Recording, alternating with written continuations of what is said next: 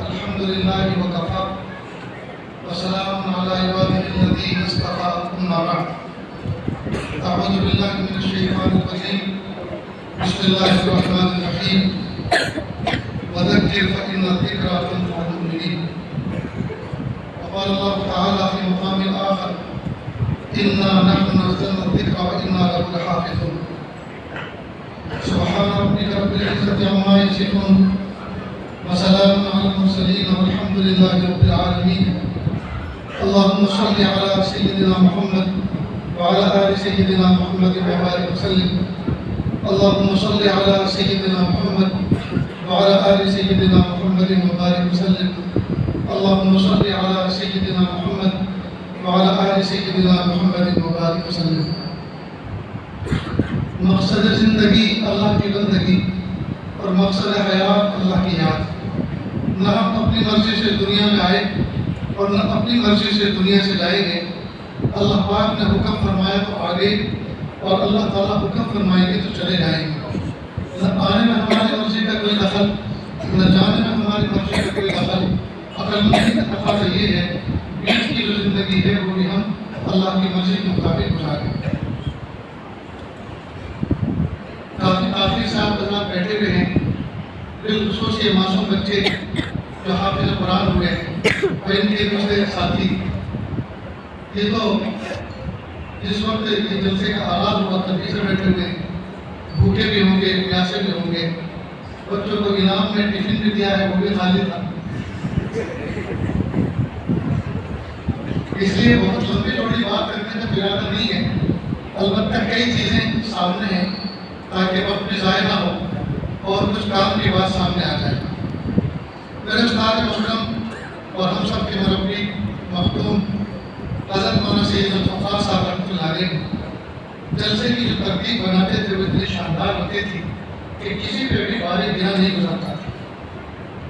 تعلق رائے دارے کے جلسے پہلے بھی اور آج بھی بہت معیاری ہوتے ہیں اور اس میں جو اصل روح پھوٹی جاتی تھی وہ حضرت کے زمانے میں حضرت ہی نے سب کو تربیت دی کہ جلسے کیسے ہونے چاہیے.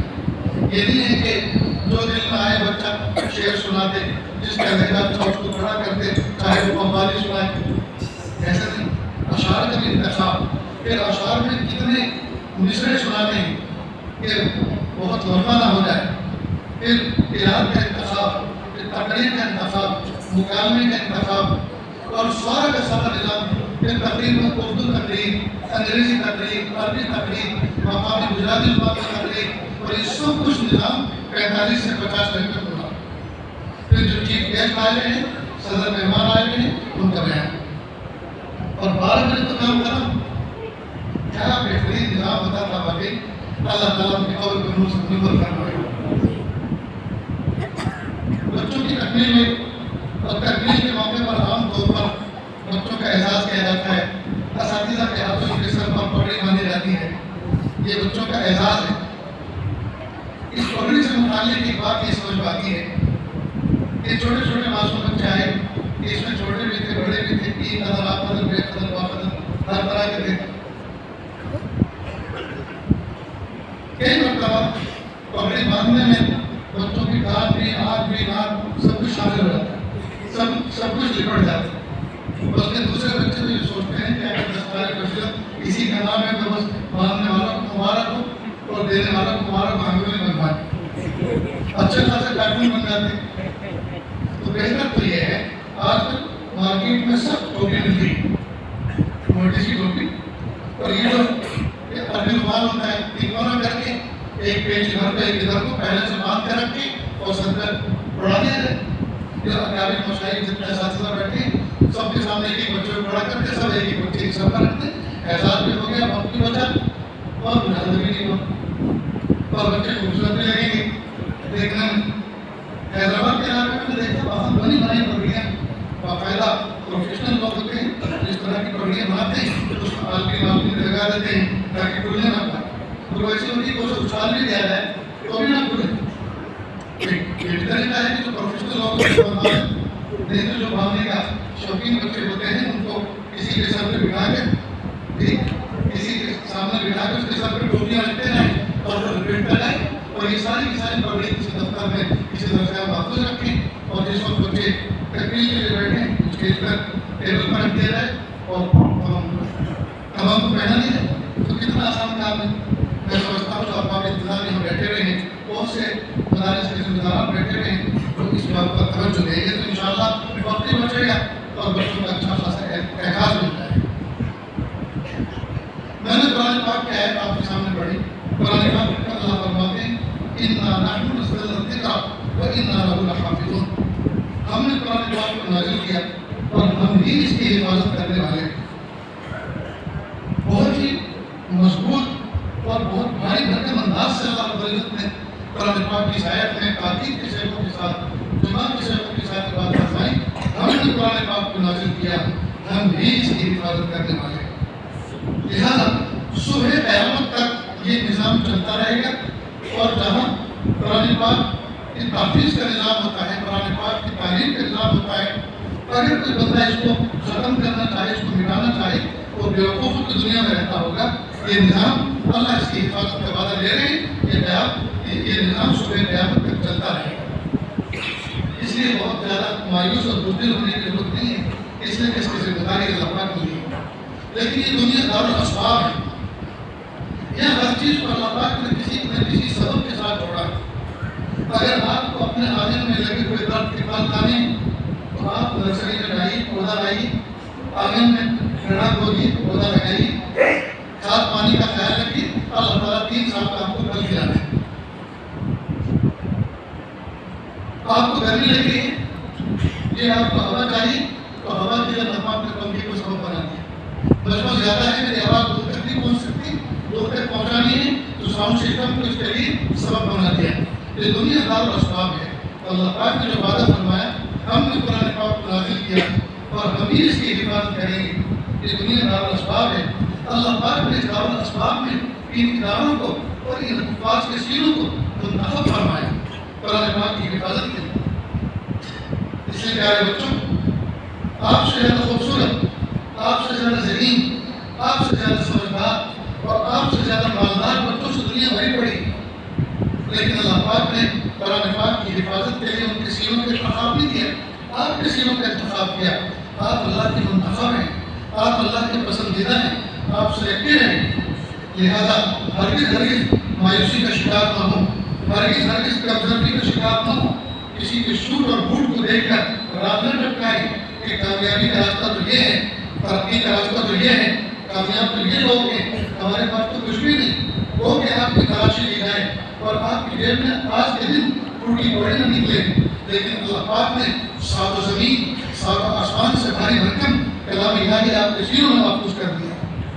اللہ پاک نے وہ دولت آپ کے سینوں میں رکھی ہے جو بادشاہوں کے خزانوں میں نہیں، اور جن مالداروں کو اور جن کاروں اور بہاروں والوں کو دیکھ کر کئی مرتبہ آپ کے منہ میں پانی آتا ہوگا، یہ وہ لوگ ہیں جب ان کی فیکٹریوں میں اور کمپنیوں میں کرائسس آتے ہیں، معاملہ اپ ڈاؤن ہوتا ہے مالیات کا، تو سب سے پہلا جب وہ فون یہی کرتے ہیں اور کسی کو ان کو یقین ہے تو آپ ہی لوگوں کے ساتھ وہ آپ ہی کو فون کرتے ہیں، وہ آپ ہی کی دعاؤں پر اعتماد کرتے ہیں۔ قاری صاحب دعا کر دیجیے، حافظ صاحب دعا کر دیجیے، حالات آ گئے ہیں جی، اب گر گئے ہیں مصیبت میں، دعا کر دیجیے اللہ حافظ سے نکال دیں۔ تو وہ تو آپ سے اتنی امید رکھتے ہیں کہ آپ کے اگر ہاتھ اٹھ جائیں گے تو ان کی نیا پار ہو جائے گی، ان کا بیڑا پار ہو جائے گا، اور ہم ان کی جیبوں پہ نظر رکھیں، ان کی ظاہری کنڈیشن پہ نظر رکھیں، لیکن یہ بہت بری بات ہے، کبھی بھی ان پہ نظر نہ رکھیں۔ اللہ پاک نے آپ کو وہ عزت اور احساس عطا فرمایا، قیامت کے دن اگر اللہ رب العزت نے یہ اعلان فرمایا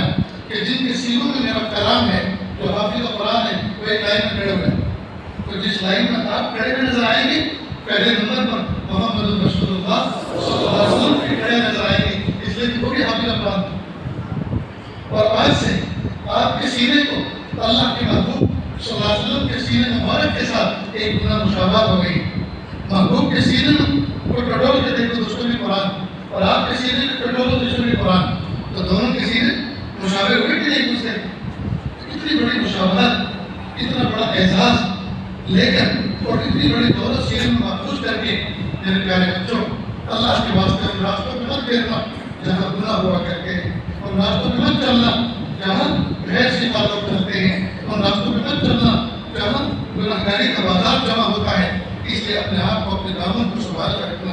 اللہ پاک نے بہت بڑا اعزاز عطا فرمایا، اور آج اس محفل کے اندر اس بات کا عزم کر لو، ارادہ کر لو کہ زندگی مجھے اسی قرآن پاک کی خدمت میں گزارنا، اسی کی خدمت میں گزارنا۔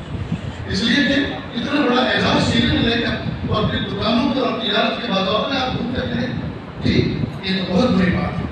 یہ ویسے ہی ہے جیسے ایک بات کروڑوں روپے خرچ کر کے اپنے بیٹے کو ڈاکٹر بنائے، اور ڈاکٹر بننے کے بعد جب وہ بچہ آئے اور اس سے پوچھے کہ کیا ارادہ ہے، وہ کہے کہ جی ٹائر پنچر کی دکان کھولنے کا ارادہ ہے۔ تو پھر ڈاکٹر کیوں بنے تھے؟ یہ ساری انرجی کو خرچ کی تھی، ماں باپ کا اتنا سرمایہ کو خرچ کروایا تھا۔ آپ کے اساتذہ آپ پر توجہ تھی، آپ کے اساتذہ نے اپنی خواہشات، اپنی ضرورتوں کو، اپنی تمناؤں کو پوچھنا اور آپ کے لیے وقت اپنا فارغ کیا۔ ادارے کے انتظامیہ نے آپ کے لیے سرمایہ فراہم کیا، آپ کے لیے بہترین تنخواہیں فراہم کی، لائٹ کے کمروں کا انتظام کیا، پنکھوں کا انتظام کیا، فرش کا انتظام کیا، وقت میں کھانے کا انتظام کیا۔ پورا عملہ رات دن آپ کی خدمت میں لگا رہا۔ اللہ کے واسطے اس راستے کو چھوڑ کر ان ساری کی ساری محنتوں کو پانی نہ پھیرنا، اس ساری محنتوں کو پانی نہ پھیرنا۔ آج ابھی آپ حافظ قرآن بنے، قرآن پاک کے الفاظ کو آپ نے رٹا، جی، اور ابھی مرحلے اور بھی باقی ہے۔ حافظ قرآن کے ساتھ آپ کو قاری قرآن بھی بننا ہے، جی، آپ کو مفسر قرآن بھی بننا ہے، اور آپ کو عاشق قرآن بھی بننا ہے، آپ کو عاشق قرآن بننا ہے۔ افسوس کی بات ہے اگرچہ حفاظ نے قرآن پاک یاد کیا، اور ایک بات اور آگے کی، اگرچہ آپ کے اساتذہ نے آپ کو یاد کرایا، اس سب کے باوجود بھی ہمارے سینوں میں ابھی آگ نہیں لگی، ہمارے سینے ابھی ٹھنڈے پڑے، ہمارے سینوں میں اندھیرا ہے۔ مزہ تو جب آئے گا تو قرآن پاک سے عشق ہو جائے، قرآن پاک سے عشق ہو جائے۔ ہم قرآن پاک کو اس لیے پڑھتے تھے کہ ہمیں سنانا ہے، ذمہ داری ہے، تو کسی غرض سے پڑھتے تھے۔ ہم اللہ کی محبت میں پڑھے۔ واٹس ایپ کا ایک دھنا چھوٹا سا میرے پاس آیا، مجھے بڑا اچھا لگا۔ بعض مرتبہ واٹس ایپ کے اوپر بہت سی کام کی چیزیں آ جاتی ہیں، یہ تو استعمال کے اوپر موقف ہے، اللہ کی کامی کی چیز ہے۔ اس میں لکھا تھا کہ ایک بندہ مسجد میں گیا تو غیب سے آواز آئی، اللہ نے فرمایا کہ میرے بندے ہمیشہ مانگنے نہیں آتے ہو، کبھی ملنے بھی تو آیا کرو۔ اے میرے بندے ہمیشہ مجھ سے مانگنے نہیں آتے ہو، کبھی ملنے بھی تو آیا کرو۔ تو ہم نے قرآن پاک کو ہمیشہ اٹھایا سنانے کے لیے۔ استاد کو سنانا ہے، نہیں سنا پائیں گے، استاد ناراض ہو جائیں گے، استاد کمپلیٹ کریں گے، ڈانٹ پڑے گی، مار پڑے گی۔ تو ہمیشہ قرآن پاک کو اس لیے سے اٹھایا۔ اب قرآن پاک کو اس لیے سے اٹھاؤ، یہ میرا رب کا کلام، یہ میرے رب کا کلام، مجھے اللہ سے گفتگو کرنی ہے، اللہ مجھے مخاطب کریں گے، اس لیے سے پڑھو کہ دیکھو کیسا لطف آتا ہے۔ حضرت مولانا قاسم صاحب نانوتری رحمۃ اللہ علیہ جب گئے تھے حضرت حاجی عبد اللہ مہاجر مکی رحمۃ اللہ علیہ سے، تو لوگوں میں بہت سی چیزیں نہیں ہوئی کہ وہ تو مکمل عالم بھی نہیں ہے، اور اتنے بڑے عالم ہو کر ان سے جا کر بیعت ہو گئے۔ اس کے حضرت نے جوابات نہیں دیے۔ حضرت نے ایک مرتبہ قرآن پاک کی تلاوت کو موقوف کرا، قرآن پاک نہ پڑھے۔ اب یہ معمول بھی مشہور ہوا کہ حضرت نے یہ ایسے حضرت سے بیعت کرنا، قرآن پاک کی تلاوت بند کر دی۔ پھر ایک مدت تک بند رہی، پھر ایک دن کہا قاسم ذرا قرآن پاک اٹھاؤ۔ قرآن پاک اٹھایا، اب کانپتے ہوئے ہاتھوں سے قرآن پاک کو اٹھایا، لرزتے ہوئے جسم کے ساتھ کھڑے ہوئے اور کہا حضرت میں اٹھایا ہے، اس کو پڑھو۔ پھر فرمایا، حضرت نے کہا کہ پڑھو۔ حضرت مولانا قاسم صاحب نے کہا کہاں سے پڑھوں، کہاں پر اپنا جسم، اور آنکھوں سے آنسو جاری تھے اور لرز رہا، ہاتھ لرز رہے تھے۔ حضرت کہاں سے پڑھوں، کہ بس اب کہیں سے بھی پڑھتے رہو، بس مجھے یہ کیفیت آپ کے اندر پیدا کرنا ہے، اب کہیں سے بھی پڑھتے رہو، اب کہیں سے بھی پڑھتے رہو، یہ کیفیت ہمیں کب نصیب ہوگی، یہ شان ہمیں کب نصیب ہوگی؟ ہم قرآن پاک کو سینے سے لگائیں، ہم قرآن پاک کو چومیں، اپنی آنکھوں سے لگائیں۔ حضرت عمر فاروق اعظم رضی اللہ عنہ قرآن پاک کو اٹھاتے تھے، چومتے تھے، آنکھوں سے لگا کے سر کا رکھتے اور کہتے ہذا دستور ربی، یہ میرے رب کا قانون ہے، یہ میرے رب کا دستور ہے، یہ میرے رب کا قانون ہے۔ ہے افسوس، اس عظمت کے ساتھ ہم قرآن پاک کو نہ دیکھتے ہیں، نہ چھوتے ہیں، نہ سینے سے لگاتے ہیں نہ پڑھتے ہیں۔ تو اللہ تعالیٰ کی ذات سے یہ مانگو پیارے اللہ 30 پارے آپ نے ہمارے سینوں میں محفوظ تو کر دیے، رب کریم اب اس کا عشق اور اس کی محبت بھی آپ ہمارے سینوں میں ڈال دیجیے۔ آپ قرآن پاک کی تلاوت کریں محبتوں کے ساتھ، عظمتوں کے ساتھ۔ میرے پیارے بھائی حضرت مفتی جنید صاحب دعوت برکاتہ آپ کے سامنے بھی کتاب فرما دی گئی۔ ان کے والد بزرگوار حضرت مولانا سید الفقاہ صاحب رحمۃ اللہ علیہ میرے استاد، ہمارے مربی، بلکہ ہم سب کے مربی اور ہم سب کے مقبول، انہوں نے فرمایا کہ میرے والد بزرگوار یومیہ 1 قرآن پاک کی تلاوت کرتے ہیں، یومیہ 1 قرآن، اور جس دن بستی میں کسی کا انتقال ہو جاتا اس دن 2، ایک اپنے لیے لکھا اور دوسرا اس کے لیے اشارے ثواب جس کا انتقال ہوا۔ نہ تو آپ نے آپ میں سے بہت سارے حضرت مولانا فقاہ صاحب کو دیکھا ہوگا اور ان کے والد صاحب کو تو کیا دیکھا، یہ تو بھی ماضی تاریخ کی بات۔ میرے ایک مرید ہیں، وہ تعلق ہے بڑودہ شہر کے اندر، 1 مہینہ پہلے ان کا نکاح ہوا۔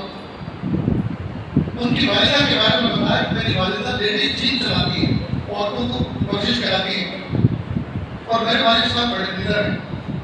کہتے پتا ماشاء اللہ کرام ہے کہ میرے والد صاحب ہر رمضان میں سحر اور افطار کا انتظام گھر سے باہر کرتے ہیں، گھر کے باہر انتظام کرتے ہیں، اور میری والدہ سے کہتے ہیں دیکھو کچن کے اندر جھانک کے بھی مت دیکھنا، میں نے سارا انتظام سحر کا، افطار کا، فروٹ کا سب کچھ باہر کر دیا ہے، باہر سے ادا کرے گا، آپ اپنے اعمال میں رکھو۔ تو میری والدہ کا 23 سال سے معمول ہے رمضان مبارک میں یومیہ 1 قرآن پاک پڑھتی ہیں، مہینے کے 30 قرآن پاک پورے کرتی ہیں، اور وہ حیات ہے۔ اس لیے پیارے میرے عزیز، میرے بھائیوں اور پردے میں بیٹھی ہوئی دور دراز میری ماں بہنوں، کچھ ترتیب بنائیں گے تو بن جائے گی، کچھ ترتیب بنائیں گے تو بن جائے گی، اور کچھ نہیں بنائیں گے تو بربادی کی ترتیب تو پہلے سے بنی رکھی، پہلے سے بنی رکھی۔ دیکھو بریانی بنانی ہو، مسالے لانے پڑتے ہیں، پھر انتخاب کرنا پڑتا ہے، بہترین چاول خریدنے پڑتے ہیں، بہترین گوشت کا انتظام کرنا پڑتا ہے، پھر اعلیٰ قسم کا بھٹیارا بنانا پڑتا ہے، تب جا کے بریانی بنتی ہے۔ جی تو بنانے کے لیے بڑی جدوجہد کرنی پڑتی ہے، اور بگاڑنے کے لیے کچھ بھی نہیں، گھر میں لا کے 2-5 گھنٹے ایسے رکھو بدبوانی شروع ہو جائے۔ تو کسی کام کو بنانے کے لیے ترتیب بنانی پڑتی ہے، بگاڑنے کے لیے کوئی ترتیب نہیں، بگاڑنے کی ترتیب تو بگڑی پہلے سے بنی تیار رہتی۔ اس لیے عزیز طلباء اور مہمانان کرام دور دراز سے آئے ہوئے حضور پاک کی امت کی امتیوں، اللہ کے واسطے اپنی زندگی کی ترتیب بنائیں، اللہ کے لیے اپنی زندگی کی ترتیب بنائیں۔ زندگی الگ جھلک گزر رہی ہے، چلے ہیں ادھر کو جدھر کی ہوائیں، صبح سے لے کے شام تک، شام سے لے کے صبح تک، جی اوقات ضائع ہو رہے ہیں، لمحات زندگی ضائع ہو رہے ہیں، نہ رات کو کچھ کر رہے ہیں، نہ دن کو کچھ کر رہے ہیں، نہ صبح میں کچھ کر رہے ہیں، نہ شام میں کچھ کر رہے ہیں۔ اللہ کے لیے یہ زندگی اچھی نہیں ہے، اس کی ترتیب بنائیں۔ میں اس کی ایک مثال دوں آپ کو، ہم لوگ کھجورے پلاتے ہیں، استاد محترم حضرت مولانا سید الفقاہ صاحب رحمۃ اللہ علیہ ایک مرتبہ اس موضوع پہ گفتگو فرما رہے تھے، کہا چھوٹی چھوٹی جو کتابیں لکھی گئی ہیں حج کے بارے میں، کہا حاجیوں کا کباڑا کہتے ہیں، اتنا کچھ پڑھنے کا اس میں بتا دیا ہے کہ حاجی کنفیوژن کا شکار ہوتا ہے کہ کیا چھوڑوں اور کیا کروں۔ پھر فرمایا کہ پورے طواف کے اندر کوئی بھی دعا فرض واجب نہیں، اور اللہ تعالیٰ ہر زبان پہ جانتے ہیں، اللہ تعالیٰ ہر زبان پہ جانتے ہیں، تو پورے طواف میں آپ اپنی زبان میں کچھ بھی مان لیں۔ بہت سے لوگ 7 طواف کی 7 دعائیں لکھی نہیں ہے عربی میں، حالانکہ وہ فرض واجب نہیں ہے، اب ان کو پڑھتے ہیں، کئی مرتبہ چکر پورا ہونے آتا ہے اور دعا پوری نہیں ہوتی، بجائے آگے کو چلنے کی قدم پیچھے ہٹاتے ہیں، اس لیے کہ دعا پوری نہیں ہوئی، چکر پورا ہونے جاتا ہے، تو پریشانی کا باعث بنتے ہیں۔ اس قسم کی گفتگو کی روشنی میں میں اکثر گزارے کرام کی تربیت کے لیے سفر کرتا ہوں، ان کے سامنے بات رکھتا ہوں کہ دیکھو جب 7 چکر کے اندر کوئی دعا فرض واجب نہیں ہے تو آپ کچھ بھی مانگیں، آپ کسی بھی زبان میں مانگیں اور پیٹ بھر کے مانگیں۔ میں نے کہا میں نے اپنے نفع کے لیے 7 چکر میں دعاؤں کی ایک ترتیب بنائی، ایک خاص ترتیب کے ساتھ میں دعا کرتا ہوں اور اس ترتیب سے مجھے نفع ہوگا۔ میں وہ ترتیب آپ کے سامنے پیش کرتا ہوں، اور فرض یہ بھی نہیں، فرض واجب یہ بھی نہیں، لہٰذا یہ ترتیب سن لیں۔ اب میں وہ ترتیب آپ کے سامنے بیان کرنے جا رہا ہوں، اس سے مجھے کچھ یہی چیز اپنی ثابت کرنی ہے جو بات میں کہتا آ رہا ہوں کہ ہم ترتیب بنائیں۔ پہلے چکر کے اندر مکمل چکر کے اندر 7 چکر میں ایک طواف ہوتا ہے، تو پہلے چکر کے اندر استغفار ہے، استغفر اللہ ربی من کل ذنب واتوب الیہ، اللہ جی مجھے معاف کر، اللہ میری توبہ، کہاں حرم پاک، کہاں میرا وجود ناپاک، میرے پیارے اللہ اپنے کرم فرمائے، احسان فرمائے، اللہ مجھے معاف کر، استغفر اللہ ربی من کل ذنب واتوب الیہ۔ پورے چکر میں آپ استغفار کریں، پھر دوسرے چکر میں درود شریف پڑھیں۔ اللہ کے محبوب صلی اللہ علیہ وسلم کا حق ہے جی کہ ہم اس حال میں یہاں پہنچے، اگر محبوب نہ ہوتے تو آج پتہ نہیں کہاں ہوتے جی۔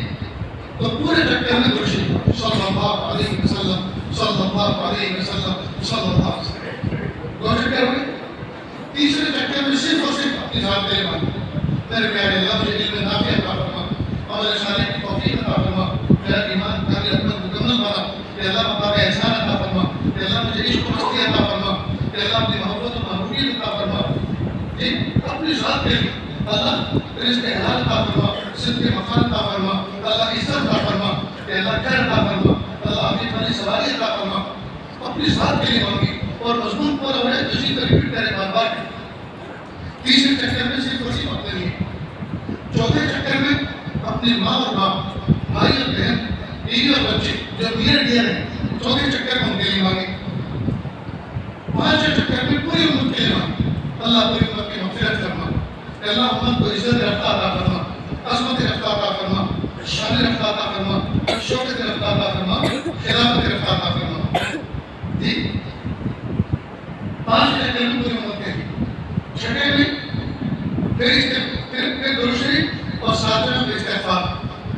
اب شارٹ کٹ سمجھیے، شروع کے 2 اور آخر کے 2، 2 2 4، سب سے پہلے میں استغفار، سب سے آخر میں استغفار۔ پہلے والے کے بعد درود شریف، آخر سے پہلے والے میں درود شریف، یاد رہے گا۔ اب بچے 3، ایک اپنے لیے، ایک اپنے لیے، ایک نیئر ڈیئر کے لیے اور ایک پوری امت کے لیے۔ 7 چکر میں اگر آپ پہلے سے ترتیب بنائیں گے تو بہت کچھ مانگ لیں گے، بہت کچھ مانگ لیں گے، اور اگر آپ نے پہلے سے ترتیب نہیں بنائی تو یاد رکھنا چکر میں چکر آ جائے گا، یہی پتہ نہیں چلے گا کون سا چکر چل رہا ہے، یہی پتہ نہیں چلے گا کون سا چکر چل رہا ہے، اور 7 چکر مکمل ہونے کے بعد پتہ چلے گا بھائی یہ تو ماننا یہ تو رہی ہے، یہ تو رہی ہے۔ تو پہلے سے بھی ترتیب بنائیں گے آپ تو بہت کچھ کر سکیں گے، بہت کچھ مانگ سکیں گے، اور جھولی بھر کے آئیں گے، دعوت بھر کے آئیں گے، اور خوش خوش دل کے ساتھ آئیں گے۔ اور اگر پہلے سے کوئی ترتیب نہیں بنائیں گے، یاد رکھنا طواف جیسے ہمارے لمحات ہمارے ظاہر ہیں، طواف جیسے ہمارے لمحات میں ہم کچھ نہیں کر سکیں۔ اور اسی طرح صحیح کے ساتھ چکر میں کی ترتیب بنائیں تو بہت کچھ مانگ کر آپ پا سکتے ہیں۔ بہرحال تو زندگی کو مرتب کریں، زندگی کو مرتب کریں۔ میرے پیارے طلبہ عزیز اور مہمان کرام، دیکھو یہ مدارس یہ اللہ تعالیٰ کی بہت بڑی رحمت ہے۔ ان مدارس کے ذریعے سے نہ یہ کہ ہمارے بچوں کو فائدہ ہوتا ہے اور نفع ہوتا ہے کہ علم سیکھتے ہیں، بلکہ ان مدارس کے ذریعے سے ایک تو دبا میں رہنے والے لوگوں کو نفع ہوتا ہے، دور دراز سے جو اداروں کے قریب رہتے ہیں اور ان کے اشتہارات پڑھتے ہیں، ان سے محبت رکھتے ہیں، ان کو نفع ہوتا ہے کہ کئی مرتبہ بہت ساری شخصیات کو بلایا جاتا ہے، بہت سارے اکابر مشاہد کو یہ ادارے والے بلاتے ہیں جن تک ہر کوئی آدمی نہیں جا سکتا، جن سے ہر کوئی آدمی ملاقات نہیں کر سکتا، ان کے مقام کو ان سے مل نہیں سکتا، تو یہ ادارے والے ایسے لوگوں کو بلاتے ہیں۔ تو ان اداروں کی برکت سے نہ جانے کتنے سارے لوگوں کو کچھ چہرے دیکھنے کا موقع مل جاتا ہے، ان کی باتیں سننے کا موقع مل جاتا ہے، اور یہ لمحات زندگی بڑے حسین ہوتے ہیں اور یہ سند بڑی حسین ہوتی ہے۔ اس لیے میرے پیارے دوست احباب، یہ ادارے بہت بڑے مفسد ہیں علاقوں کے لیے، لہذا ان اداروں کے ساتھ اپنی وابستگی کو جما کے رکھیں۔ یہ جو قرآن پاک کی آیت میں نے آپ کے سامنے تلاوت کی، اللہ پاک نے قرآن پاک میں فرمایا اِنَّا نَحْنُ نَزَّلْنَا الذِّكْرَ وَإِنَّا لَهُ لَحَافِظُونَ، ہم نے قرآن پاک کو نازل کیا، ہم ہی اس کی حفاظت کرنے والے ہیں۔ اس موقع پر یہ آج اپنے سبق کے طور پر ایک مثال سے بات کو سمجھانے کی کوشش کرتا ہے۔ فرض کریں کسی بچے کا باپ کسی کمپنی میں کام کرتا اور اور کمپنی والے اس کی کارکردگی سے فیکٹری والے خوش ہوں اور وہ یہ فیصلہ کریں کہ یہ آدمی ہمارا بہت پرانا لیبر ہے، بہت پرانا مزدور ہے، وقت سے پہلے آتا ہے، وقت کے بعد جاتا ہے، غیر حاضر نہیں کرتا اور کمپنی کا وفادار ہے، محنت سے کام کرتا ہے، اسے ہمیں تو گفٹ دینا چاہیے۔ اب آفس میں مشورہ ہوتا ہے تو اس کو 1 لاکھ روپے کا چیک دیتے ہیں، مٹھائی کا ڈبہ دیتے ہیں، پھول ہار اس کو پہناتے ہیں۔ تو ایک دن اس کو آفس میں بلایا جاتا ہے، گلے میں پھول کی مالا پہنائی جاتی ہے، جی ہاتھوں میں 1 لاکھ روپے کا چیک دیا جاتا ہے اور مٹھائی کا ڈبہ پیش کیا جاتا ہے اور احساسی کچھ کلمات کہے جاتے ہیں۔ تو اس بندے کو پتا بھی نہیں کہ میرا آج اعزاز ہونے والا ہے، اب یہ گھر پر آتا ہے اور بیوی سے کہتا ہے کہ میری پیاری 1 لاکھ روپے کا چیک اللہ پاک نے مجھے انعام کے طور پر عطا فرمایا فیکٹری کی طرف سے، میں نے 1 لاکھ روپے کا چیک اپنی زندگی میں کبھی دیکھا نہیں، آج اللہ نے مجھے 1 لاکھ روپے کا۔ بیوی خوش ہوتی ہے، بیوی سے کہتا ہے کہ دیکھو آج اتوار کا دن ہے، چھٹی ہے، بینک بند ہے، کل میں اس کو بینک میں سبمٹ کروں گا اور کل ہی کیش مل جائے گا، پرسوں مل جائے گا اور بہت ساری تمنائیں ادھوری ہیں، اللہ تعالیٰ پوری فرمائیں گے، اس کو ذرا سنبھال کر رکھو۔ وہ تنہائی لے جاتی ہے، اس کو دیکھتی ہے 1 لاکھ روپے کا چیک ہوتا کیسا ہے، اس کو چومتی ہے، سر پہ رکھتی ہے اور اللہ کا شکر ادا کرتی ہے، پھر اس کو ایک لفافے میں رکھتی ہے جس کی قیمت 4 آنے نہیں ہوتی، پھر اس کو پنی کی تھیلی میں لپیٹتی ہے جس کی قیمت مشکل سے روپیہ 2 روپے ہوتی ہے، پھر اس کو کسی ہینڈ پرس میں رکھ کر الماری میں رکھ کر تالا لگا دیتی ہے اور دل و جان سے چابی کی حفاظت کرتی ہے۔ تو اصل تو اس کو حفاظت کس کی کرنا ہے؟ 1 لاکھ روپے کی چیک کی، لیکن 1 لاکھ روپے کی چیک کے ساتھ اس لفافے کی حفاظت ہو رہی ہے جس کو رکھا ہوا، پھر وہ لفافہ جس پنی میں لکھتا ہوا اس کی بھی حفاظت ہو رہی ہے چیک کے بغیر، پھر وہ پنی جس پرس میں رکھی ہوئی ہے اس پرس کی بھی حفاظت ہو رہی ہے چیک کے بغیر۔ جی اصل تو اللہ پاک نے وعدہ فرمایا قرآن پاک کی حفاظت کا، اِنَّا نَحْنُ نَزَّلْنَا الذِّكْرَ وَإِنَّا لَهُ لَحَافِظُونَ، ہم نے قرآن پاک کو نازل کیا، ہم ہی اس کی حفاظت کرنے والے ہیں۔ تو اصل تو اللہ پاک کو حفاظت کرنا ہے قرآن پاک کی، لیکن یہ قرآن پاک جن بچوں کے سینے میں محفوظ ہوتا ہے اللہ ان کے جسموں کی بھی حفاظت کرتے ہیں اس قرآن پاک کے توفیل، اور وہ جسم جس گھر کے فرد ہوتے ہیں اللہ گھر والوں کی بھی حفاظت کرتے ہیں اس قرآن پاک کے توفیل، اور وہ گھر جن بستیوں میں ہوتے ہیں اللہ بستی کی بھی حفاظت کرتے ہیں اس قرآن پاک کے توفیل۔ تو اگر ہم یہ چاہتے ہیں ہماری عزتوں کی حفاظت ہو، ہمارے گھر بار اور کاروبار کی حفاظت ہو، ہم یہ چاہتے ہیں کہ ہمارے خاندانوں کی حفاظت ہو، ہمیں چاہیے اپنے بچوں کو حافظ قرآن بنائیں، ہم اپنے بچوں کو دینی اداروں سے وابستہ فرمائیں، ہمیں چاہیے کہ ہم اپنی وابستگی ان اداروں کے ساتھ قائم کریں جن اداروں کے اندر یہ سارا کے سارا نظام چلتا ہے۔ پھر دیکھیے اللہ رب العزت کیسی بہار لاتے ہیں، یہ جو ہمیں ہر وقت ہم سہمے اور ڈرے رہتے ہیں ہمارا کیا ہوگا، ہمارے کاروبار کا کیا ہوگا، ہمارے گھر والوں کا کیا ہوگا، ہماری عزتوں کا کیا ہوگا۔ قرآن پاک کے نظام کے ساتھ جڑ جاؤ، اداروں کے ساتھ جڑ جاؤ، اداروں کے ساتھ اپنی وابستگی کو جوڑ لو، اپنا مالی تعاون اداروں کے ساتھ جوڑ دو، اداروں کی حفاظت کا جو نظام اللہ نے چلا رکھا ہے ضمن اللہ پاک ہمارے بھی حفاظت فرمائے۔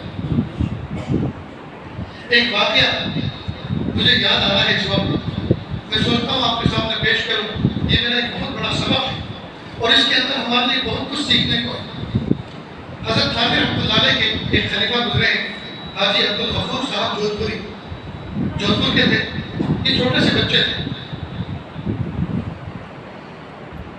پڑھنے کے لیے گئے، پہلے دن استاد نے ایسی پٹائی کی کہ کپڑے خراب ہو گئے۔ جب یہ بچہ گھر پر آیا تو نانی اور دادی سب نے کہہ دیا متفقہ طور پر بس جتنا پڑھنا تھا پڑھ لیا، اب نہیں پڑھانا۔ بچہ تعلیم سے معلوم ہو گیا، لیکن ان کے اندر بذات خود اتنا شوق تھا کہ یہ مکتب میں آنے والے بچوں سے پوچھتے آج استاد نے کیا پڑھایا تم کو، اس حرف کو کیا کہتے ہیں، اس لفظ کو کیا کہتے ہیں، اور اس طرح پوچھ کے حروف شناسی آ گئی اور قاعدہ پڑھنے لگی، اردو پڑھنا آ گیا، لیکن لکھنا زندگی بھر نہیں آیا۔ اللہ کی شان اس زمانے میں حضرت تھانوی رحمۃ اللہ علیہ 4 صفحے کے ملفوظات چھپتے تھے تو وہ کسی طرح سے حاصل کرتے تھے، وہ پڑھتے تھے، اور کوئی عبارت سمجھ میں نہ آئے تو کسی جاننے والے سے پوچھ لیتے تھے۔ تو حضرت تھانوی رحمۃ اللہ علیہ سے بچپن سے بلکہ لڑکپن سے ایک محبت ہو گئی۔ ایک مرتبہ حضرت تھانوی رحمۃ اللہ علیہ کا سفر ہوا راجستھان کا، نہیں پیدل سفر کر کے اس علاقے میں گئے حضرت تھانوی کی زیارت کرنا۔ پہلی نظر میں حضرت کو دیکھا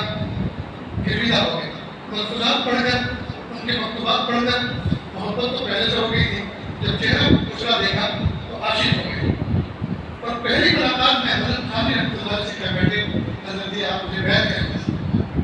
حضرت رحمۃ اللہ علیہ نے خلاف معمول، خلاف عادت، پہلی ملاقات میں پہلی درخواست پر ان کو بیعت کر لیا اور رابطے کا طریقہ بتا دیا کہ آپ سب کتابت کر لیا جائے۔ اللہ کی شان، خط لکھنا تو جانتے نہیں تھے، لکھوانے کسی اور سے تھے، البتہ پڑھنا جانتے تھے، حضرت کے جواب آتا تو خود پڑھتے تھے۔ اتنا طویل سلسلہ چلا مکاتبت کا، خط و کتابت کا، کہ حضرت کی ساری تعلیمات کو اپنے اندر سنو لیا۔ حضرت کا ایک مرتبہ مشق آیا، حاجی الغفور میں آپ کو مجاز صحبت بناتا ہوں۔ خلافت دینے کی یہ ترتیب کی حضرت کی بڑی انوکھی تھی۔ پہلے مجاز صحبت بناتے تھے اور پھر جب دیکھتے تھے کہ ان کی ذات متفرق کوئی فتنہ نہیں ہے تو پھر مجاز بیعت بناتے تھے۔ پھر مجاز بیعت بھی دو قسموں میں، مجاز بیعت للعوام، مجاز بیعت للخواص۔ خیر، تو مجاز بیعت بنائے اور مجاز صحبت بنائے کہ میں آپ کو اجازت خلافت دیتا ہوں بلا بیعت، کہ آپ کسی کو بیعت تو نہ کریں، بیعت کے لیے تو بڑوں کے پاس بھیجیں، البتہ آپ لوگوں کو لے کر بیٹھیں اور ان کی کوئی فہمائش کریں، کوئی مضمون ان کے سامنے بیان کریں، کوئی بات سنائیں۔ فوراً کے رونے لگے اور پھر خط لکھوایا، حضرت میں اس قابل نہیں، وہ آگے جواب دیا، اس قابل نہیں سمجھا اپنے آپ کو، تبھی بھی یہ نعمت دی، تبھی تو یہ نسبت آپ پر منتقل کی۔ پھر آگے لکھا، حضرت میں تو ذات کا تیلی ہوں، میں تو ذات کا تیلی ہوں، اور ہمیں تو بڑا گھٹیا سمجھتے ہیں، ہماری بات کون سنے گا۔ حضرت نے آگے لکھا، بہت سارے تیل گھی سے افضل ہوا کرتے ہیں، بہت سے تیل گھی سے افضل ہوا کرتے ہیں۔ میں نے رائے فرار ساری کی ساری ختم کر دی اور یہ اجازت دے کر کو بٹھایا۔ اللہ کی شان حضرت کی کتابیں پڑھتے رہے، دوسرے اکابر مشائخ کی کتابیں دیکھتے رہے۔ ان کے دل کے اندر یہ رائے، یہ جذبہ اور شوق پیدا ہوا کہ میں بہت ناقص ہوں، مجھے اللہ کی محبت میں اور آگے بڑھنا چاہیے۔ لیکن یہ جو میرے تقریباً 9 ان کے لڑکے لڑکیاں اور ایک بیوی، یہ 9-10 جو افراد ہیں میرے ساتھ میں، ان کے ساتھ جو اتحاد رہتا ہے، ان کے ساتھ جو میں وفات گزارتا ہوں، یہ اللہ تعالیٰ کی محبت کو میرے لیے مانے۔ لہٰذا مجھے ان سب کو چھوڑ کے چلے جانا چاہیے حضرت کی صحبت میں، وہاں کچھ مدت گزاروں گا، اللہ کی محبت اور معرفت سیکھوں گا، اور پھر دریا دریا صحرا صحرا جنگل جنگل گھوموں گا اور اللہ کی محبت میں آگے بڑھوں گا۔ مان میں خیال آیا، یہ جو میرے ساتھ میرے بچے ہیں، ان کے حقوق تو میرے ذمہ واجب ہیں، اگر میں ان کو چھوڑ کے چلا جاؤں تو اللہ کی محبوب ہوگی۔ لہٰذا اس خیال سے باز رہے، اس خیال کا عمل نہیں کیا۔ کچھ دنوں کے بعد حضرت ابو ذر غفاری رضی اللہ عنہ کے حالات پر مشتمل کوئی کتاب ان کے سامنے آئی۔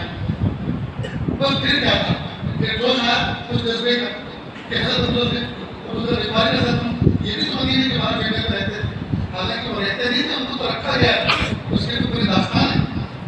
لیکن یہ سمجھے کہ جب وہ رہتے تھے اللہ کی محبت میں جنگل میں مدینے پاک کے باہر، تو میں کیوں نہ رہوں، لہٰذا اپنے خیال پر عمل کیا۔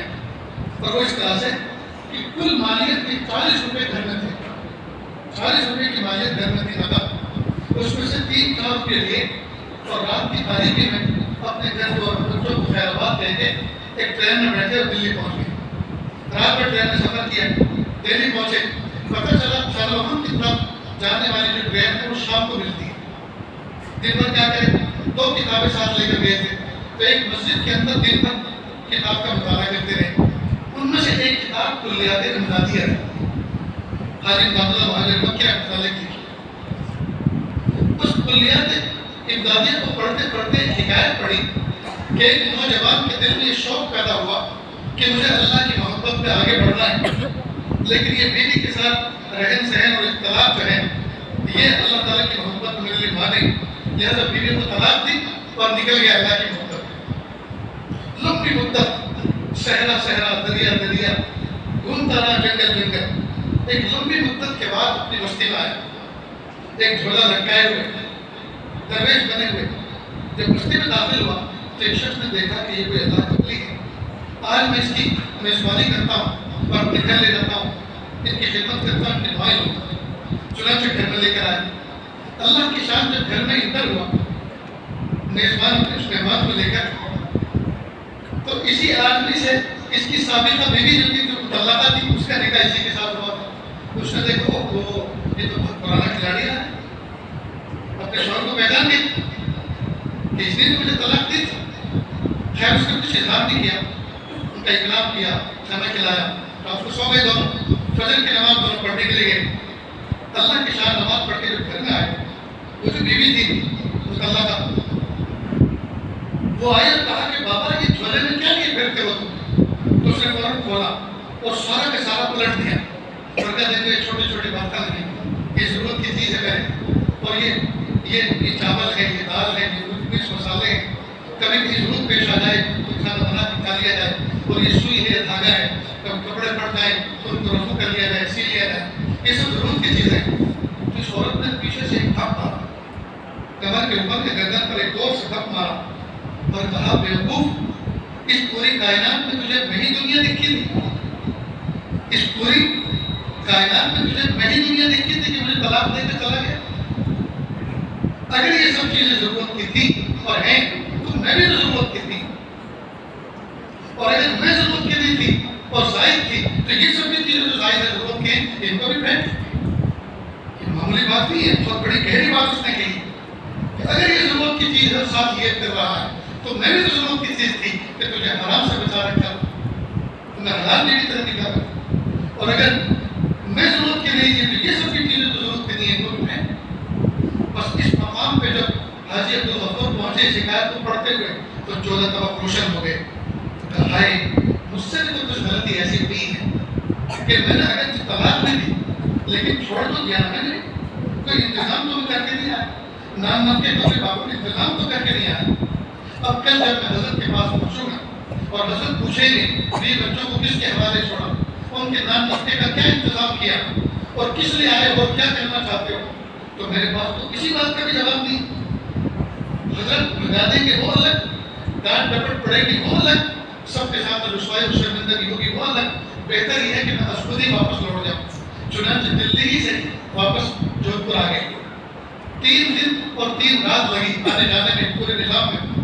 اللہ کی شان کہا گھر میں جب آیا تو میری بیوی نے 3 دن میں ایک دانہ بھی حلق سے نیچے نہیں اتارا تھا, وہ کی پیاسی تھی اور رو رو کے برا حال تھا. میں نے تمام سے معذرت چاہی کہ مجھ سے ایک اجتہادی غلطی ہوئی ہے, اللہ کے لیے مجھے آپ معاف کریں. اب یہ حکایت آپ نے سن لی اور میں نے آپ کو سنا. اس سے 2 باتیں معلوم ہوتی ہیں. ایک تو یہ کہ اپنے اکابر اور مشائخ سے اپنا رابطہ مضبوط رکھیں. اگر نفس و شیطان کے بہکانے پر اگر ہم کسی دوسرے راستے پہ چل نکلیں تو انشاءاللہ آپ کی دعاؤں کی برکت سے اللہ رب العزت ہمیں راہ راست پر دیر سے لا کر کھڑا کر دیں. اور دوسرا سبب اس سے یہ ملا کہ ہم صالح مطالعہ جاری رکھیں. کئی مرتبہ شیخ اور شیخ کے قائم مقام استاد کئی مرتبہ وہ پاس میں نہیں ہوتے تو شیخ کی کتاب اور صلحاء کی کتاب یہ بھی شیخ کا قائم مقام ہوتی. لہذا صالح مطالعہ جاری رکھیں, اس لیے کہ مطالعے کے اندر بہت ساری باتیں ایسی آتی ہیں سامنے, بہت ساری باتیں ایسی سامنے آتی ہیں کہ دل و دماغ روشن ہو جاتے ہیں, دل و دماغ روشن ہو جاتے ہیں اور دل اللہ تعالیٰ کی طرف کھینچتا ہے, راہ راست پر آ جاتا ہے. لیکن افسوس کی بات ہے آج کل مطالعہ چھوڑ دیا ہے, آج کل قرآن پاک کی تلاوت چھوڑ دی ہے, قرآن پاک نہیں پڑھا جا رہا, قرآن پاک کی تلاوت نہیں ہو رہی, فون کی تلاوت ہو رہی ہے, فون کی تلاوت ہو رہی ہے. میں الفاظ جو آپ کے سامنے کہہ رہا ہوں کہ ضرور غور کریں کہ جس توجہ کے ساتھ ہمیں قرآن پاک کی تلاوت کرنی تھی اس توجہ کے ساتھ فون دیکھا جائے, اس توجہ کے ساتھ فون دیکھا جائے. بہت افسوس کی بات ہے. قرآن پاک کے ساتھ میں اپنے رب کو مضبوط کریں. قرآن پاک کی تلاوت میں اللہ کی محبت ملتی ہے, دل کا سر دور ہوتا ہے اور ہمارا تزکیہ ہوتا ہے, سکون تزکیہ ہوتا ہے, دل میں گداز پیدا ہوتا ہے, دل میں شوق اور جذبہ پیدا ہوتا ہے. چاہے سمجھ کر پڑھیں چاہے بے سمجھے پڑھیں, ہر حال میں اللہ پاک نے اس میں نفع رکھا ہے. میں تحدیث نعمت کے طور پہ کہہ رہا ہوں, میرا جزدان نصاب میں موجود ہے, میرا شکر ہے اس میں قرآن پاک کی سفری ان اسباب کی مصروفیت کے باوجود, رات دن سفر میں رہنے کے باوجود الحمدللہ 5 پارے کی تلاوت کا میرا معمول ہے. ویسے 7 میں ہو جاتے ہیں, 8 میں ہو جاتے ہیں, 9 میں ہو جاتے ہیں, لیکن 5 پارے تو ہر حال میں پورا کر کے سونا. 6 دن میں الحمدللہ قرآن پاک پورا ہوتا ہے. اور کتنا نفع ہوتا ہے میں آپ کو اپنے الفاظ سے بتا نہیں سکتا. میرے پیارے طلبہ عزیز, قرآن پاک کو اوڑھنا بچھونا بنائے، اپنی طبیعت ثانیہ بنائے، اپنی طبیعت ثانیہ بنائے. پھر دیکھیے اللہ تعالیٰ کیسے نمبرات آپ کے دل پہ برساتے، کیسے نمبرات آپ کے دل پہ برساتے. وہ اکابر مشاہد ایک ایک کر کے دنیا سے رخصت ہو گئی، جن کی سر سرد آئیں اور گرم گرم آنسو کی صحبت کے لیے بہا کرتے تھے. تہجد کے اندر اٹھ کر سر سردائی اور گرم گرم آنسو بہایا کرتے تھے، سر سردائی کھینچا کرتے تھے اس امت کے لیے. آج مسلح ٹھنڈے ہو گئے، آج مسلح ٹھنڈے ہو گئے. ہمارے دلوں میں اندھیروں نے ڈیرے ڈال دیے، ہمارے دلوں میں اندھیروں نے ڈیرے ڈال دیے. ہائے افسوس، آج کے ترستی ایسے چہرے دیکھنے کے لیے، ایسی بابل شخصیات دیکھنے کے لیے عمل فوت ہوتا جا رہا ہے. بس رہ گئی رشک اذان اور روح بلالی نہ رہی، رہ گئی رشک اذان اور روح بلالی نہ رہی. بس چہرے رہ گئے، وہ بظاہر لباس ہی رہ گیا. اس لیے میں اپنے متعلقین سے، دوست احباب سے کہا کرتا ہوں، جتنی محنت ہم اپنے ظاہر کو مینٹین کرنے پر کر رہے ہیں، اس کی آدھی سے آدھی بھی محنت اپنے باطن کو منور کرنے کی طرف نہیں کر رہے. جو دیکھو ظاہر کو سجائے کر رہا ہے، جو دیکھو ظاہر کو سجائے کر رہا ہے. اب تو بیت ہونے کے لیے، اصلاحی تعلق قائم کرنے کے لیے بھی ایسے بن ٹھن کر اور ایسے بن سمر کے آتے ہیں، گویا زبان حال سے یہ کہہ رہے ہیں آپ دیکھو تو صحیح میں کیسا سونا سجیلا بن کر آیا ہوں، بس عادت میں تیار ہوں، بس اب خلافت ہی دے دیجیے آپ پہلی ملاقات میں تاکہ میں مکمل ہو جاؤں. کامل بننے کی نیت سے تو کوئی بھی نہیں آ، ہر آدمی یہی سوچ رہا ہے کہ بس خلافت کب ملے. مرید بننے کی نیت سے نہیں آ، اپنے آپ کو کسی قابل بنانے کے لیے توجہ حاصل کرنے نہیں آئے، بلکہ بس یہ الفاظ کی سننے کے لیے آئے کہ آپ میرے مجاز ہیں، آپ میرے خلیفہ. ہائے افسوس، اس لائن کا بھی کباڑا ہو چکا ہے، اس لائن کا کباڑا ہو چکا ہے.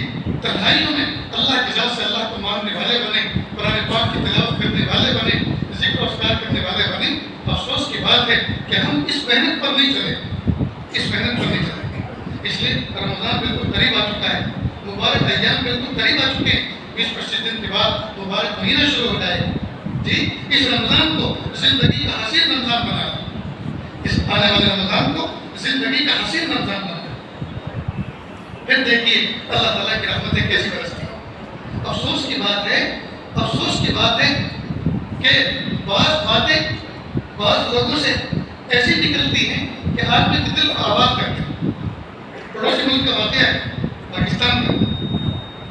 ایک نوجوان کے پاس ایک چرسی آیا، چرس پینے والا نشیڑی، اور آنے کے بعد عجیب بات کہی اس نے، بھیا طلب آنی ہے، چرس مجھے پینا ہے، کچھ پیسے دے. اس نے کہا رہے پیسے میں تو چرس تو پی، گناہ کا کام یہ ہرگز میں نہیں کرا سکتا. ہاں کھانے کے پیسے دے سکتا ہوں. کہا یار کھلانے کی ذمہ داری تو کسی اور نے لے رکھی ہے، تو مجھے بس چرس کے پیسے دے. کھلانے کی ذمہ داری تو کسی اور نے لے رکھی ہے، تو مجھے چرس کے پیسے دے. کہ اس نے ایسے درد کے ساتھ یہ بات کہی کہ میں دینے میں مجبور ہو گیا. میں نے اس کو پیسے تو دے دیے، پیسے تو دے دیے، لیکن اس کے پیچھے پیچھے میں چل دیا کہ دیکھو یہ جاتا کہاں ہے اور کرتا کیا ہے. وہ تیز تیز قدم جا رہا تھا، راستے میں ایک فنکشن ہال تھا، شادی خانہ، اور وہ دو حصوں میں تھا، بیچ میں سے راستہ جا رہا تھا. ایک طرف مردوں کا انتظام تھا، دوسری طرف عورتوں کا انتظام تھا. مردوں کی طرف سے کھانا بن کر عورتوں کی طرف سرو کیا جا رہا تھا. اللہ کی شان ایک نوجوان ٹرے کے اندر بریانی گرم گرم بھر کر لے کے جا رہا تھا. اسے ٹھوکر لگی اور راستے کے کنارے میں بریانی گر گئی. اس نے ٹرے جھاڑے، کپڑے جھاڑے، دوسری لینے کے لیے گیا. اس ترسی نے دیکھا کہ بریانی تو ڈھیر ساری پڑی ہوئی، مہکتی ہوئی گرم بریانی. یہ زمین سے نیچے کا حصہ تو لگا ہوا ہے، اوپر کا حصہ تو بالکل فریش ہے. یہ بیٹا کھانا شروع کر دیا اوپر سے.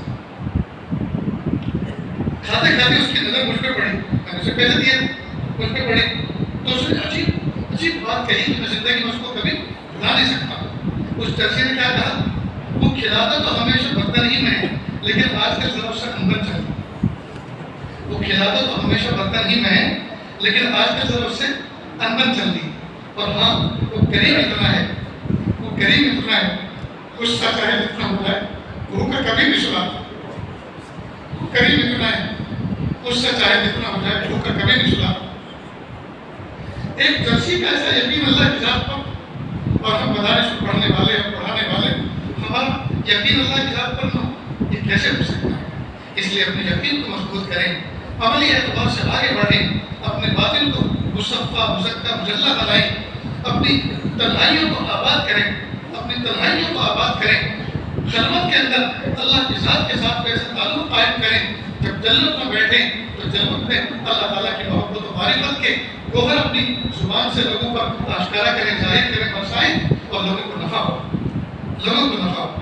پیارے طلبہ عزیز، میں دل کی گہرائیوں سے آپ تمام کو مبارکباد پیش کرتا ہوں۔ آپ ایک دن میں تیار نہیں ہوئے، آپ کے پیچھے نہ جانے کتنے سال لگے، کتنی مرتبہ آپ روئے، کتنی مرتبہ آپ گڑ گڑائے، کتنی مرتبہ نفس و شیطان نے آپ کو سلایا چلو بھاگ چلتے ہیں، کسی ہوٹل میں جا کے کام کریں گے، کھانے کے لیے کھانا بھی ملے گا، ایسی شرط کے لیے پیسے بھی ملیں گے، سونے کے لیے جگہ بھی مل جائے گی، چلو بھاگ چلتے ہیں۔ کب تک استاد کی ڈانٹ ڈپٹ سہتے رہیں گے، کب تک برہا بنتے رہیں گے، کب تک درسگاہ کے باہر ہمیں ذلیل کیا جاتا رہے گا، نہ جانے کیا کیا سکھایا ہوگا۔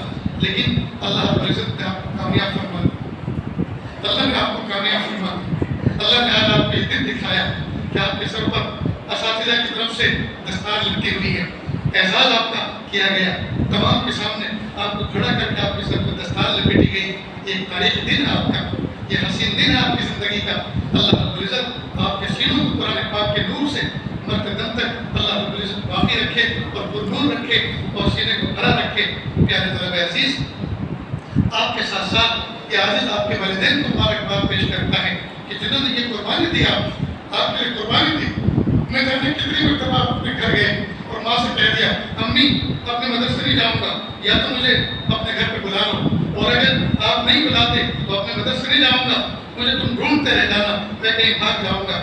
آپ یہ کہہ کے مدرسے گھر سے چلے تو آئے، لیکن ماں کو اس دن کیا گزری ہوگی، اور ماں نے وہ دن اور رات کیسے روزوں کی گزاری ہوگی، وہ تو ماں کا دل جانتا ہے، کتنے سجدے میں آنسو بہائے ہوگی۔ اور پیارے طلبہ عزیز، جس دن آپ اپنے گھر سے نکل کر آتے تھے مدرسے کی طرف، اس دن گھر میں ماں کھانا نہیں پکاتی تھی، اور اس دن ماں کھانا نہیں کھاتی تھی، اس دن کم کھاتی تھی، اس لیے کہ آج میرا لاڈلا پڑھنے کے لیے گیا ہے، اس دن اس کا دل بھاری بھاری رہتا۔ تو آپ کے والدین نے آپ کے لیے کتنی قربانیاں دی، آپ کے والدین نے کتنے آنسو بہائے اللہ کے سامنے، ٹھیک؟ اس لیے میں ان تمام کو مبارکباد پیش کرتا ہوں۔ اللہ تعالیٰ نے ان کی امید کو پورا فرمایا، ان کی تمناؤں کو پورا فرمایا۔ اللہ تعالیٰ قیامت کے دن بچوں کو ان کی عزت افزائی کا باعث بنیں گے۔ ادارے کے ذمہ داروں نے آج آپ کے لیے جلسہ قائم کیا، آج آپ کے لیے اعزاز کی مجلس قائم کی۔ ایک جلسہ میدان محشر میں ہوگا جہاں آپ کے سر پہ نہیں بلکہ آپ کے والدین کے سر پہ تاج رکھے جائیں گے۔ آپ جو کچھ اللہ تعالیٰ انعام و اکرام دیں گے وہ تو ہے ہی، لیکن آپ کے والدین کے سر پر تاج رکھے جائیں گے اور ان کو نور کے ممبروں پہ بٹھایا جائے گا، اور جو کے ممبر پہ بٹھایا جائے گا وہ کتنا بڑا اعزاز ہوگا، وہ کتنی بڑی عزت افزائی ہوگی۔ اللہ تعالیٰ کو دن دکھائے۔ اور آپ تمام حضرات کا یہ عاجز تہ دل سے شکریہ ادا کرتا ہے، آپ نے اس ادارے سے اپنی محبت کا اظہار کیا، اور چھٹی کے دن جبکہ آپ اپنے بہت سارے کام کاج کا نظام بنا کے رکھتے ہیں، آپ نے سارے کام کاج کو آگے پیچھے کیا اور ادارے کی صدا پر لبیک کہتے ہوئے آپ آئے۔ میرے بھائیوں، اداروں سے اپنا تعلق مضبوطی کے ساتھ جوڑ کے رکھو۔ یہ ادارے ہماری مغفرت اور ہماری نجات کا یہ ذریعہ ہیں، اور اللہ رب العزت نے ان اداروں کو ہمارے لیے بہت بڑی خیر کا سبب بنایا ہے۔ اور اپنا تعاون بھی ان کے ساتھ جاری رکھیں، اساتذہ کے ساتھ اپنا پرسنل تعلق رکھیں، مودودی صاحب کے پاس آ کر پوچھا کریں، مودودی صاحب کے پاس آ کر پوچھا کریں کتنے یتیم ہیں، کتنے مسکین ہیں، کتنے یتیم ہیں، کتنے مسکین ہیں، اور ادارے کا نظام کیا ہے، ادارے کی بنیادی ضرورت کیا ہے، اور اپنی گاڑی کمائی سے اس میں سے کچھ حصہ لگائیں۔ اللہ تعالیٰ کے یہاں اس کا بڑا اجر اللہ پاک آپ کو عطا فرمائیں گے۔ اللہ تعالیٰ سے دعا ہے، اللہ تعالیٰ کے